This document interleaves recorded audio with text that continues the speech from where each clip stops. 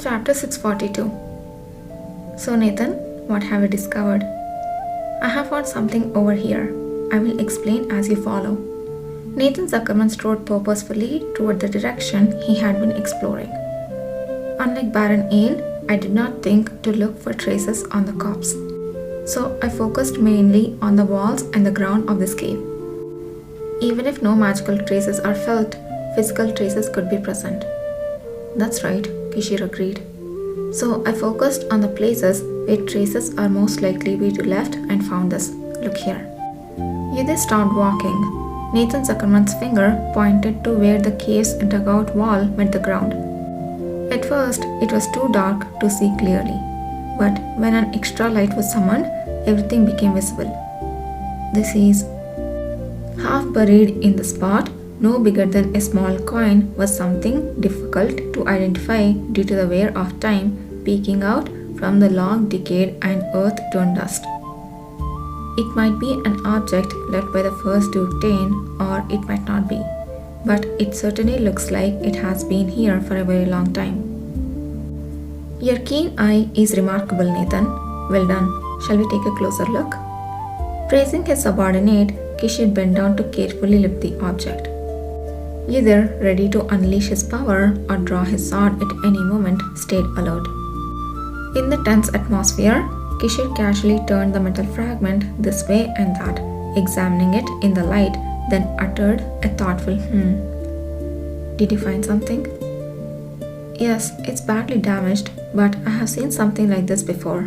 I think I know what it is. What is it? A brooch used by mages. Kishir dusted off the metal fragment and held it up clearly on his palm. In times when mages were rare, ancient mages used to wear brooches to reveal their identity. Nowadays, there is no need for that, but thanks to that tradition, many mages still wear gemstone brooches. Indeed, mages often wore brooches adorned with gemstones or jewels, supposedly to compensate for the lack of magic power. He hadn't realized there was also a symbolic meaning behind it. Thais Yulman did too, and so did many mages from the Western Mage Union. Even the gifts sent to me were in the form of brooches. Then, could this be the object of the first Duke Dane? Surprisingly, no. How can you be so sure? Look closely at the pattern on the surface. Kishir tapped the brooch's surface with his fingernail tip. A bit of black ash fell away, revealing a faintly engraved pattern. Lemon flower pattern. A mage who used this pattern and his symbol existed 1,000 years ago. A very famous one. Can you guess who? The mention of lemon flowers sparked a memory. Could it be Luma? Correct. Yuzir was right. Recalling the face of Anon, who particularly liked lemons, he exhaled softly. But the first Duke Dane was Luma's disciple. A disciple could well have had a brooch bearing his master's symbol. That wouldn't have been the case by the standards of that era. Ancient mages never passed such objects to others. However, there were exceptions. Kishir paused briefly, gazing at the brooch fragment in his palm. When mourning the dead. As if leaving flowers at a tomb, it is said that ancient mages used to leave their brooches at the graves of their close mage friends. It's not officially known, but in reality, a brooch similar to this one is also stored in the imperial treasury. It's said to have been found in front of the Dawn Palace office, where the first empress often stayed, after her demise and the conclusion of her funeral. By then, the Archmage Luma had already left the empire for some time. People whispered that Luma, who was a close friend of the empress and hadn't appeared at her funeral, might already be dead. However, they were greatly surprised to find the brooch left there after the funeral. But since only a bouquet and the brooch were left behind, it was unclear whether Luma himself had placed it there, so it was not made public. The second emperor also seemed to think there was no need to widely publicize it. I see. So, this item might also have been left in the same manner. It's hard to believe, but if it were an archmage of that caliber, wouldn't it be possible? coming all the way here where the disciples' hidden research results are and leaving a trace behind. It's a plausible guess, especially since there is already another precedent. It was an astonishing possibility.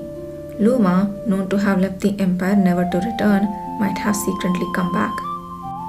Even Enon, who seemed to know more about Luma than anyone, had never mentioned such a story. Either felt certain this was a fact even Enon might not know. Fortunately for us, we have someone who can discern whether it truly is an item left by Luma. Yes, I was thinking the same. With a slight smile, Kishir tucked the brooch fragment into his pocket.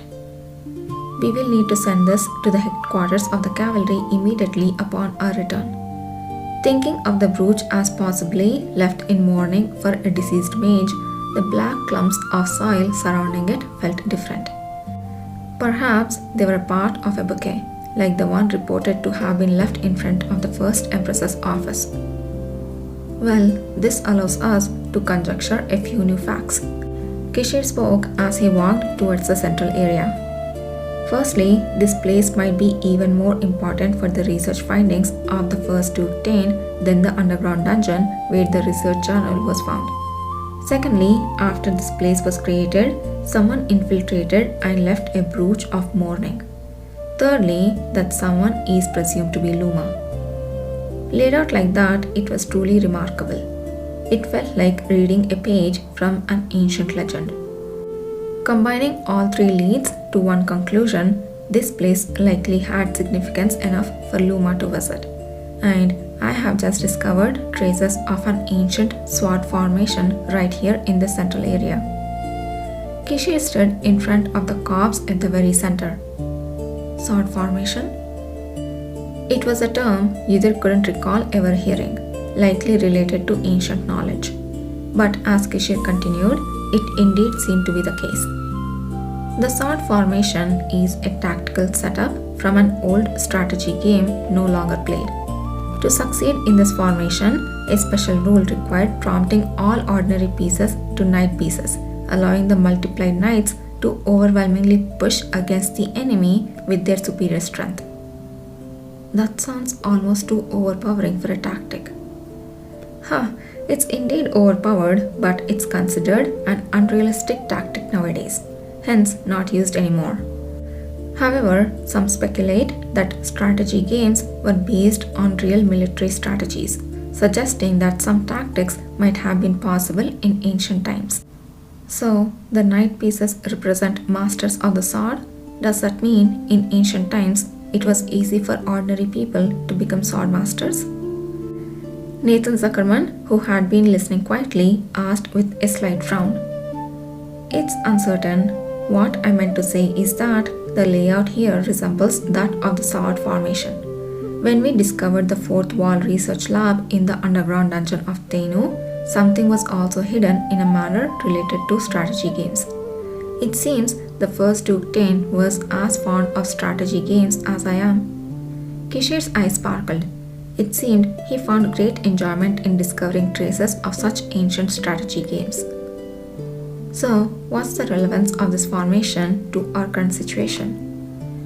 In any case, if the formation is successful, the greatest advantage is here, at the center where the piece is placed. Kishir looked down at the corpse beneath his feet. So, if there is any trace of the first Duke Tane hidden here, it might be right below this. Then it should be easy. Yudhir's eye shone brighter now with a golden hue. Simultaneously, the ground where the corpse lay collapsed, revealing something hidden. It was a bundle of papers wrapped in black leather, just as Kishir speculated. Yudhir snatched it up and carefully unfolded it. The writing inside was in an ancient language that was unrecognizable, yet the paper felt oddly familiar, as if torn from somewhere. Could it be a separated page from the journal? Touching it, it seemed likely. What content could be so important that it needed to be hidden this way? After confirming the papers were safe, Yudhir handed them to Kishir. Good, we will check it when we return. If we delay any longer, our little guide might think we have disappeared and come looking for us. Let's head back now. Yes, understood. The return journey was much faster than the way in.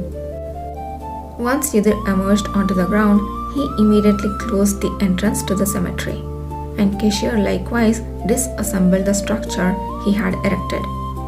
Now, no one would know what had transpired here. What? You're leaving at dawn tomorrow? Didn't you say there was more to see?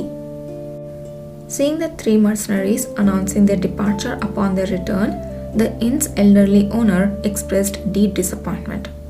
He had expected to earn a few more days of lodging fees, and his sadness at their sudden departure was evident. Yes, we are departing earlier than expected. However, your granddaughter was an excellent guide, which expedited our work. As a token of our gratitude, we would like to offer an additional fee for her guidance. Really? And will be so happy to hear that. The old man's face lit up with a smile as he accepted a few more silver coins. He then prepared a lavish meal for the three, using the best ingredients he could find. Naturally, more than half of that meal ended up in Yudhir's stomach. I have carefully packaged the brooch and sent it by courier hawk. Now, the only thing left is to decipher these papers. Kishore unfolded the bundle of papers he had concealed and brought with him, sitting in a chair. I will be translating it on the spot, so the meaning might not be exact. But if you are curious, would you like to listen? Yes. I'm not that curious, so I will step outside for a bit. Earlier, I saw the little girl chopping wood in the backyard on behalf of her grandfather. Oh, Nathan, you're such a sweetheart. Nathan Zuckerman rose and silently left the room. Kishore, watching his departure with a subtly amused smile, waited until the door closed before extending his hand. When an opportunity presents itself, how can one refuse? Come over here and let's look at this together.